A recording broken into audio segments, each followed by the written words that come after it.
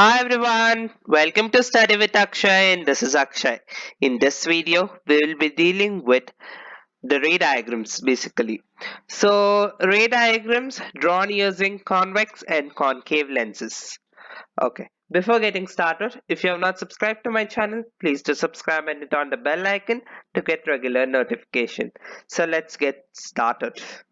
So, for drawing any ray diagrams, there are some rules to be followed.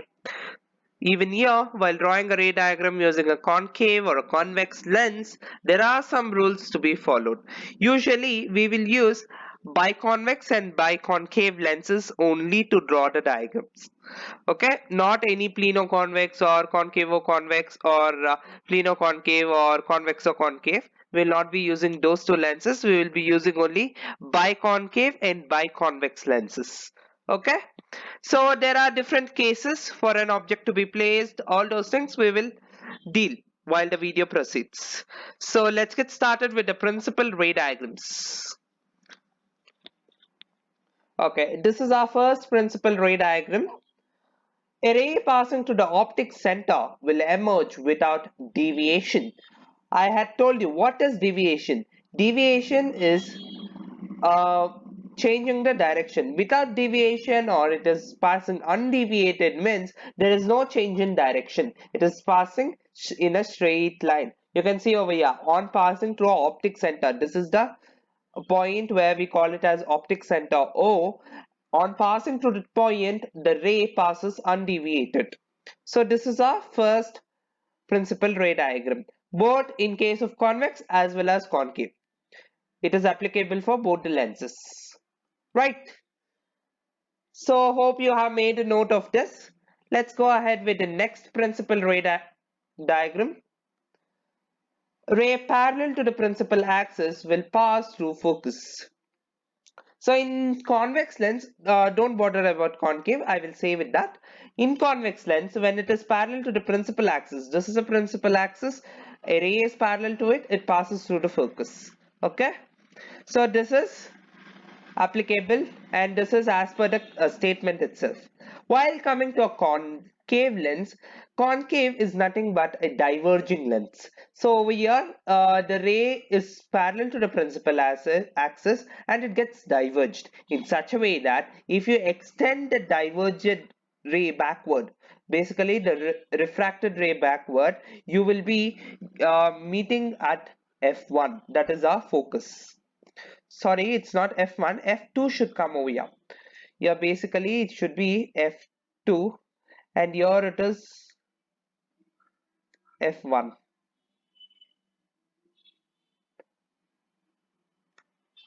Okay, so this is f2 and this is f1. Okay, f2 comes to the left side of a concave, f1 comes to the right side, whereas f1 comes to the left side of the convex and f2 comes to the right side of the convex. Okay, make a note of this and this is very important. Okay, in writing f1 and f2. Let's move ahead with the next principal ray diagram.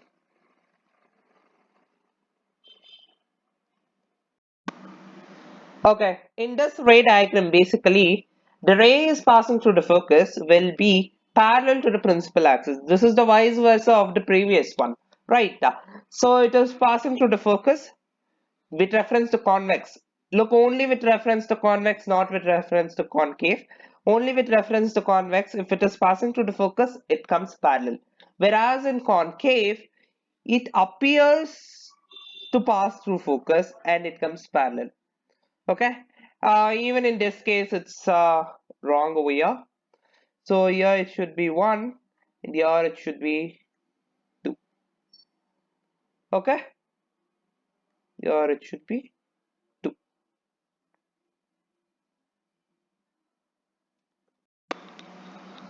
Hope this concept is clear, right? Let's move ahead. What is a real image? So what is real image? Real image, if the rays are from the point of the object after reflection through the lens actually meet at a point, the image is said to be real. and it is inverted with respect to the object. So basically what happens, if the rays meet by itself, then the image is called a real image. If the image is formed by the actual intersection of the light rays, okay, that is real image. Whereas virtual image is an image formed when the reflection is through the lens is not actually meeting by itself, but they appear to diverge from the point of the image is said to be virtual. That means we are making it meet, it's not meeting by itself. Okay, so there is no actual intersection of the refracted ray. Okay, so it is erect and upright with respect to the object. So we have next coming with the differences between the real image and the virtual image. So what is a real image? A real image is formed due to the actual intersection of rays reflected by a lens or refracted by a lens.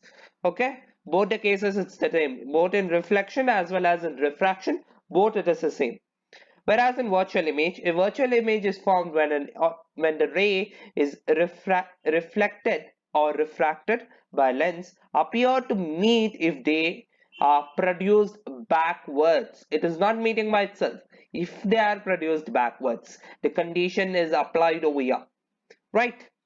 Then coming to a real image can be obtained on a screen, whereas a virtual image cannot be obtained on a screen. A real image is inverted with respect to the object. A virtual image is erect with respect to the object. And an example for a real image is an image of a distant object formed by a convex lens. Image of an object formed by a concave lens. Okay, always a convex lens gives a real image except one case. What is that one case? We will study at the end. And whereas in a virtual image case, a concave lens gives always a virtual image. There is no exceptions for it. Let's move ahead further with the characteristics and locations of the image for a convex lens. Case 1. When an object is at infinity, we have the diagram over here. Some rays are coming from infinity. They are parallel to the principal axis. They meet at focus. Okay. So let us only say the location. They are meeting at focus. Okay. The image is formed at focus, right? And the characteristics of the image. Since it is a convex lens, the image is always real, right? If it is real, it will be an inverted image, and you can see it is highly diminished. So let's see. Location is at focus. Characteristics, real, inverted, highly diminished. So here we have satisfied all the conditions. Hope you have also answered it correctly. Since we had in our class 9 reflection through plane mirrors, over there also we had the same diagrams, same characteristics follows over there, right? So if you recall those things, this will be more easy, or else you can understand the concept very new over here. Freshly you can understand over here. Case 2 we have when an object is beyond 2f1. So here is an object AB which is beyond 2f1, and when we are taking two rays, one we will take always an undeviated ray passing through the optic center, and one more we will take a parallel ray. If they ask you to take, they will basically ask you to take two rays. If they ask you to take third one, you will be passing it through this one and bring it parallel to this. Got it?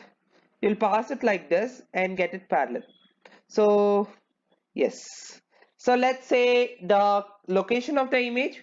The location of the image is in between f2 and 2f2, right? And the image is inverted, and the image formed is a real image. We can see on the screen. It is the rays are meeting by itself, so it's a real image. And the size is a bit diminished, right? See, the size is a bit diminished as compared to that of an object. So the location here is with respect to the image, and the characteristics are with respect to the image, not with respect to the object. Case 3. When an object is at 2f1. Sorry.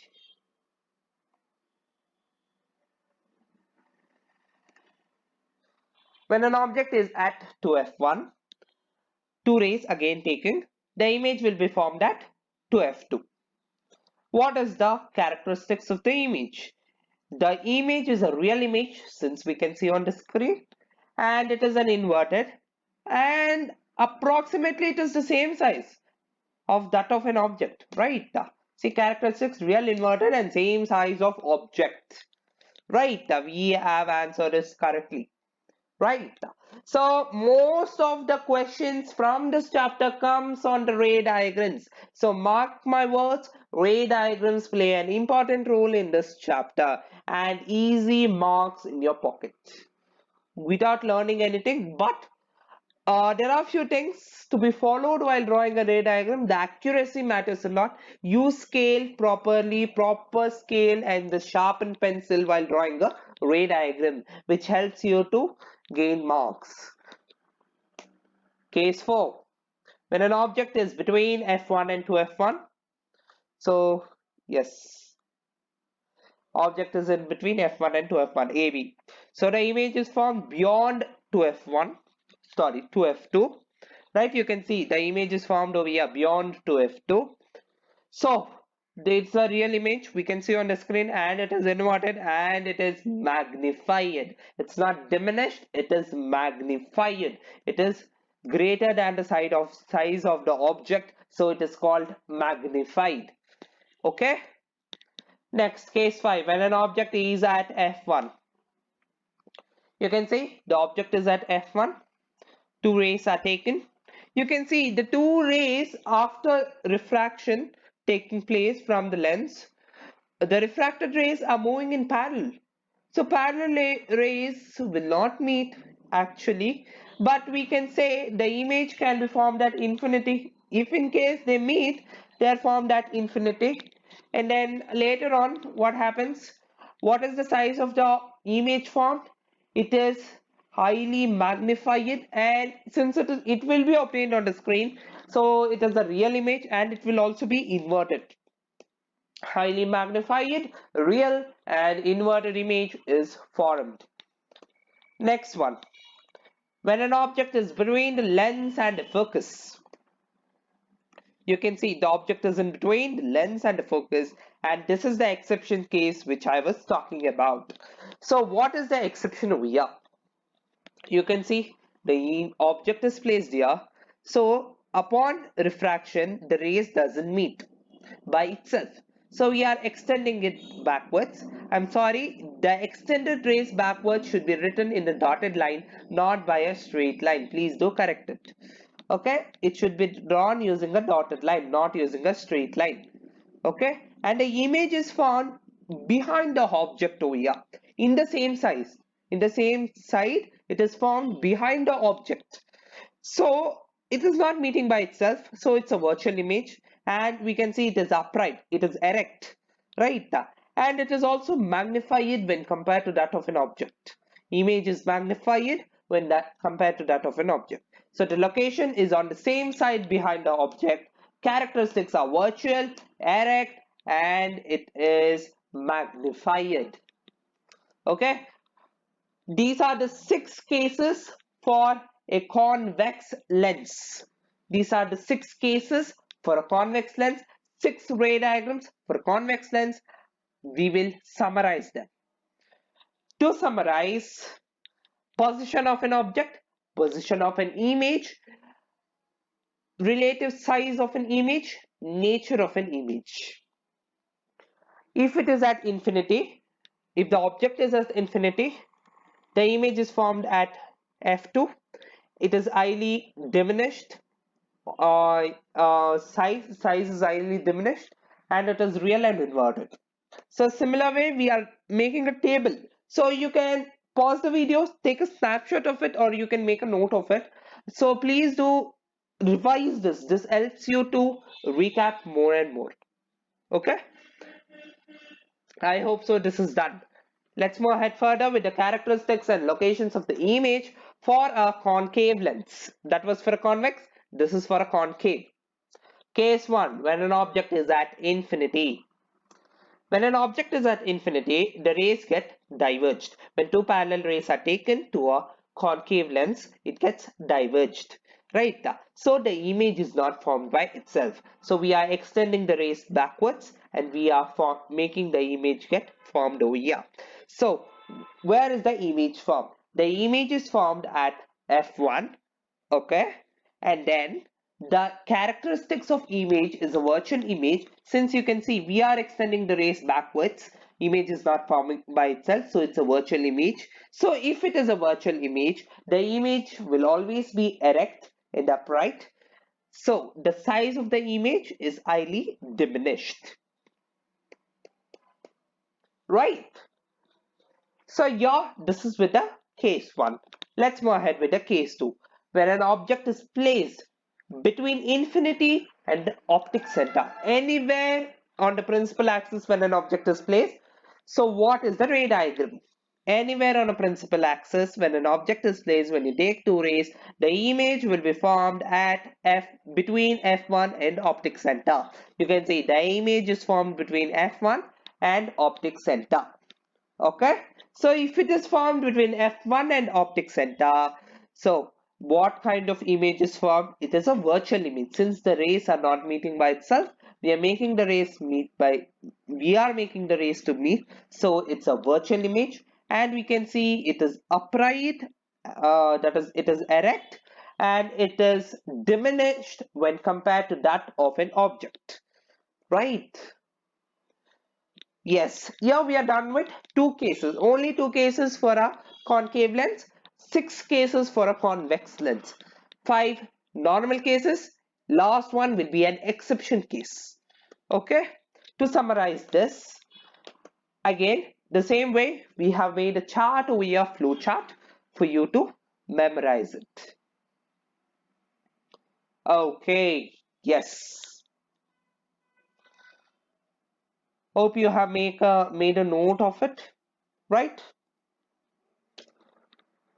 Yes, we are done with today's session. Before ending the session, if you have liked this video, please click on the thumbs up button. You can comment on this video or you can post any of your doubts through the mail ID studywithakshay65@gmail.com. So, follow key COVID appropriate behavior, wear masks, sanitize at regular intervals, maintain social distancing. Together, let's all fight against this COVID-19 virus. In the next video, I will be coming with uh, the lens formula and sign conventions and lens formula for both concave and the convex lens. Okay, stay home, stay safe. Bye bye.